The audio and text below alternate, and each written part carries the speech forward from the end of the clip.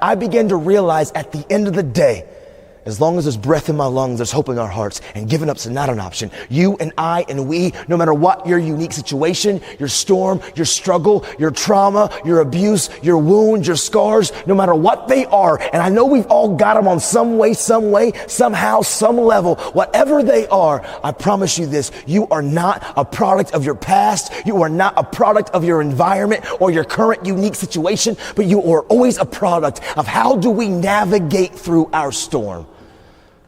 What we do is what we believe. And in that moment, instead of giving up, I literally wrote the words, change the world. Literally, I wrote these words, change the world, and I slapped them and I put them on the prison wall in my cell. And I began to realize something. First and foremost, the mask that I wore that was supposed to keep me safe, it was the very thing that held me hostage and paralyzed me. And I wore the mask and I tried to protect and I isolated and isolating and letting nobody in. It got me to a place of brokenness. And I decided in that moment, I was done wearing that stupid mask. I was done being afraid of showing people my scars, my hurts, my pains, my wounds. And yep, that's a fearful thing because I don't know what others are going to do with when I begin to talk and to communicate. But I realized what was going to happen if I continued to wear the mask, man. Nothing ever changes unless we change. The mask doesn't keep you safe. It holds you hostage, y'all. But you know what I also had to realize? I was allowing things that I couldn't control to control me. You see, growing up, I blamed everything on my dad. I blamed everything on him. He was the reason that I skipped school. He was the reason for my attitude. He was the reason that I went to drugs. He was the reason for my suicidal thoughts. He was the reason for every destructive behavior. Like, I blamed everything on him being ripped out of my life. But you know what I had walked into this trap. I was allowing things that I couldn't control. Those situations that you didn't sign up for, you didn't want to have to deal with. It knocked, it came in front of you, and I allowed that thing that I had no say over, I allowed that to control me for so long. I was allowing things that I couldn't control to control me. And I had to realize I had to take control of what I can only control. I can't control what you think, what you say, or how you treat me. I can't always control the situations, the struggles, the adversities, the abuses, the hurts, the pains that others have caused me, but I can always control how I react, how I respond, and what I do. I had to take control of me, control what you can control. And truthfully, the first thing that I had to do, which was the most difficult thing that I had to do, I had to realize the anger, the rage, the hurt, the frustration, the pain that I had towards my dad, I had to let it go. And I was scared to let it go because I had so much identity tied up in my wounds. But I had to learn I am more than my struggle. I am more than my wound. I have to let it go. Letting it go and forgiving him didn't justify it, didn't make it right for him. But if a family could forgive me for taking the life of their daughter, how could I continue to understand this, that the anger, the frustration, the madness, the pain that I had towards my dad, it was only poisoning me. And I had to let some things go.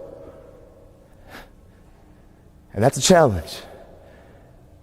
Because for so long, that pain, that wound, it really became like a safety net for me because it was my go-to. It was my reason for all of my struggles. And if I let it go, then I had to begin to face some of my other hurts and my pains. And that's intimidating and it's scary. But the truth is,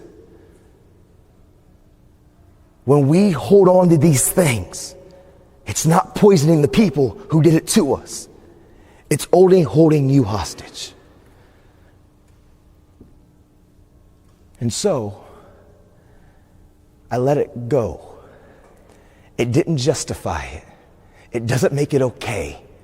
It doesn't mean that me and my dad became best of buddies. But it allowed me to begin to continue to pursue purpose. And we all got a purpose. Every one of you in this room, you were born to leave your fingerprints on history. Every one of you in this room were born to not just exist, but to experience life. But until you let go of some of the things that you've allowed to define you for so long, you know why? Sometimes we can't change and we can't overcome the suicidal thoughts, the self-injuring mentality, our anger, our rage, our wounds, because all you have been doing for so long, you're consumed by it. All you do is focus on it. It's everything about you, and what you feed and what you focus on, what you feed grows and what you focus on magnifies. And I realized if I stopped being consumed about that, but found the courage to let it go and stop being self-absorbed, but begin to walk even while I was still wounded, begin to move towards my dream. And I realized what I give away, I get to keep. And I started looking to my friends, my peers, my community of other people with storms and struggles. And I began to recognize what gave me real worth, real passion. What helped me really overcome is this: giving. What you give away, you get to keep. When I started having empathy towards my friends, being of somebody that would listen, getting involved in other people's situations and helping them. Why does that help me? Because it took my eyes off my struggle and it put my eyes on beginning to help others. And when I helped others, it gave me real self-worth, real self-value. What you give away, you get to keep.